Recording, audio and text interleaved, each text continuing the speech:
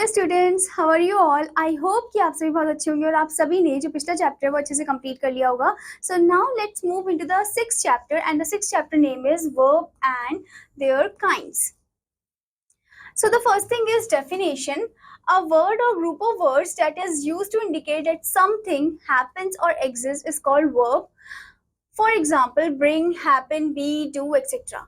मतलब एक वर्ड या फिर ग्रुप ऑफ वर्ड्स जो कि क्या करते हैं, जो कि हम यूज करते हैं to indicate that something happens, मतलब कोई चीज होने वाली है या एग्जिस्ट करने वाली है, उसे हम क्या बोलते हैं, उसे हम वर्ब बोलते हैं.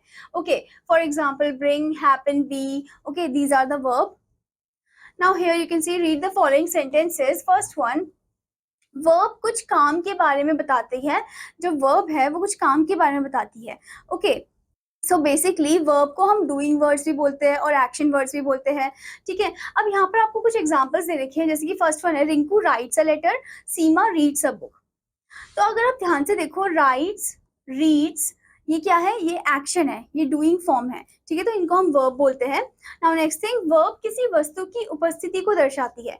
वर्ब जो है वो किसी वस्तु या फिर कोई जो ऐसा जो पर्सन है उसकी उपस्थिति को दर्शाता है, उनके स्टेट को दर्शाता है. ठीक है, जैसे कि for example the elephant is a huge animal, Reena is a good dancer. तो उनके स्टेट को दर्शा रहा है. ठीक है, यानी कि उनकी उपस्थिति को दर्शा रहा है वो. Okay, now students let's know about kinds of verb, क्रिया के भेद. So as you can see, verbs are of three kinds. Verbs जो है वो थ्री टाइप्स के होते हैं. First is transitive verb. Next one transitive verb जिसको हम हिंदी में सकर्मक क्रिया बोलते हैं. Next one is intransitive verb जिसे हम हिंदी में अकर्मक क्रिया बोलते हैं. And the next one is linking verb जिसे हम हिंदी में अपूर्ण क्रिया बोलते हैं. Okay, so let's know about them in detail. First one is transitive verb यानी कि सकर्मक क्रिया. Okay, so in this one it is saying a verb that needs an object to complete its meaning is called transitive verb. मतलब एक verb जिसको object की जरूरत होती है उसका मीनिंग कंप्लीट करने के लिए, उसे हम ट्रांजिटिव वर्ब बोलते हैं. तो ट्रांजिटिव वर्ब में बेसिकली ऑब्जेक्ट प्रेजेंट होता है. Okay, as you can see here, read the following sentences. His brother broke his pencil. I bought him a nice gift. I forgot my book at home. अगर आप इस sentence में ध्यान से देखो, हर एक में आपको ऑब्जेक्ट दे रखा है. ठीक है, तो that means it is the transitive one, transitive verb. Okay. Now students, before moving further, let's store in mind some point. First one, transitive verb में क्रिया सब्जेक्ट द्वारा ऑब्जेक्ट कर्म की ओर प्रेषित की जाती है. यानी कि ट्रांजिटिव वर्ब में क्या होता है कि सब्जेक्ट के थ्रू ऑब्जेक्ट बताया जाता है. ठीक है, सो अब देखोगे ध्यान से कि ऑब्जेक्ट पे एक्शन हुआ होता है, कौन करता है, सब्जेक्ट ही करता है. ओके, नेक्स्ट थिंग इज कुछ वर्ब में दो ऑब्जेक्ट्स यानी क्रम का प्रयोग होता है. कुछ ऐसे भी वर्ड्स होते हैं जिसमें टू ऑब्जेक्ट्स का प्रयोग होता है, जैसे कि Rahul gave Tara a book. Okay, he asked me a question. अगर आप ध्यान से देखो, गिव तारा अ बुक, तो यहाँ पर टू ऑब्जेक्ट्स आपको दिख रहे हैं. ठीक है, he asked me a question, me question, ये आपको टू ऑब्जेक्ट्स दिख रहे हैं. ठीक है, तो कभी कभी टू ऑब्जेक्ट्स जो है वो भी सेंटेंस में आपको मिल सकते हैं. So this is also transitive one, transitive है ये आपका. ठीक है, this is the transitive verb. Now the next one is second one, intransitive verb जिसे हम हिंदी में अकर्मक क्रिया बोलते हैं. A verb that does not need a direct object to complete its meaning is called intransitive verb. मतलब वो verb जिसको ऑब्जेक्ट की जरूरत नहीं होती उसका मीनिंग कंप्लीट करने के लिए उसे हम इंट्रांजिटिव वर्ब बोलते हैं. इंट्रांजिटिव वर्ब में बेसिकली ऑब्जेक्ट प्रेजेंट नहीं होता है.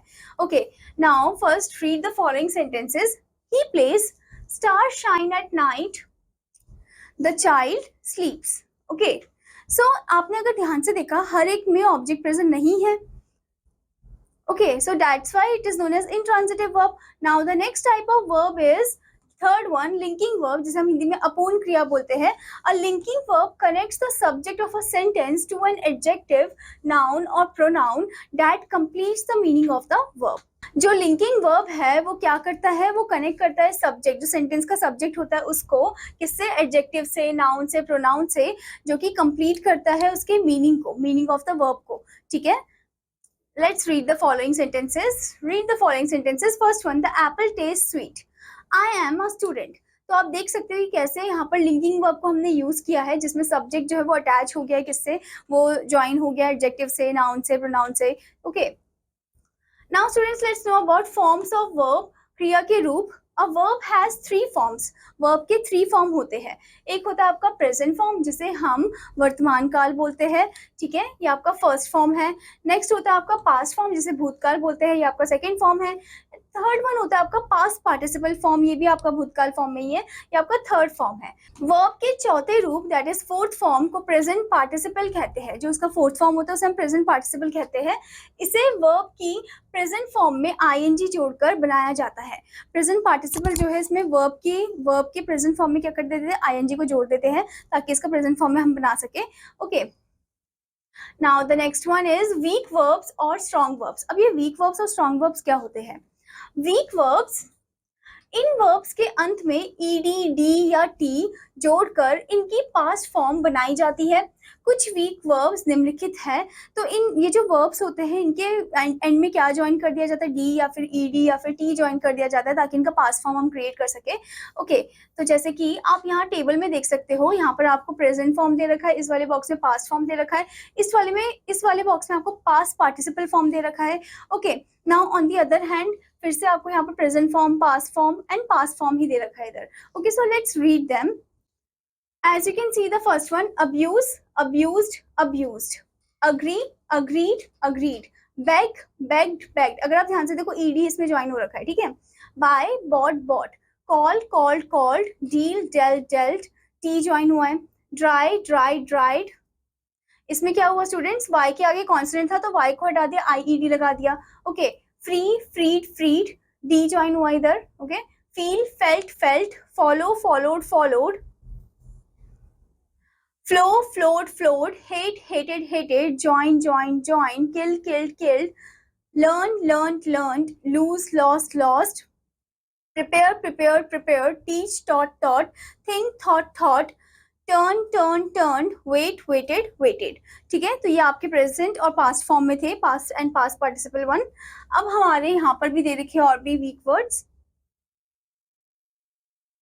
Answer, answered, answered, annoy, annoyed, annoyed, bring, brought, brought, burn, burned, burned, cry, cried, cried, destroy, destroyed, destroyed, ensure, ensured, ensured, feed, fed, fed, fulfill, fulfilled, fulfilled, fail, failed, failed, gather, gathered, gathered, injure, injured, injured, keep, kept, kept, laugh, laughed, laughed, leave, left, left, make, made, made, say, said, said, tell, told, told, try, tried, tried, weep, wept, wept, wake, waked, waked. ठीक है, तो ये थे आपके present and past form. Okay, now let's move into the strong verbs. So strong verbs, कुछ verbs में उनके आंतरिक वॉवल्स को बदलकर उनके पास्ट और पास्ट पार्टिसिपल रूप बनाए जाते हैं।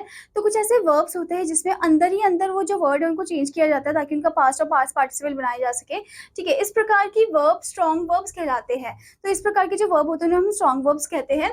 इनमें से कुछ निम्नलिखित है, अब आपको यहाँ पर भी दे रखे है वो वर्ड्स, जैसे कि यहाँ पर आपको प्रेजेंट फॉर्म दे रखा है, past form, past participle form, again present form, then past form, past participle form. Okay, so here you can see awake, awoke, awaken. आप देख सकते हो अंदर ही अंदर चेंजेस हो रखे हैं स्पेलिंग्स में ही। Become, became, become. Okay,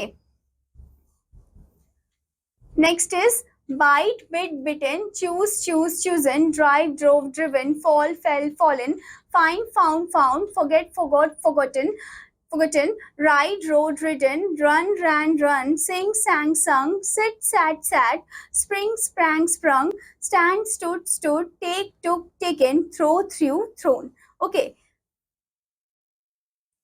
next you can see over here, beat, beat, beaten, blow, blew, blown,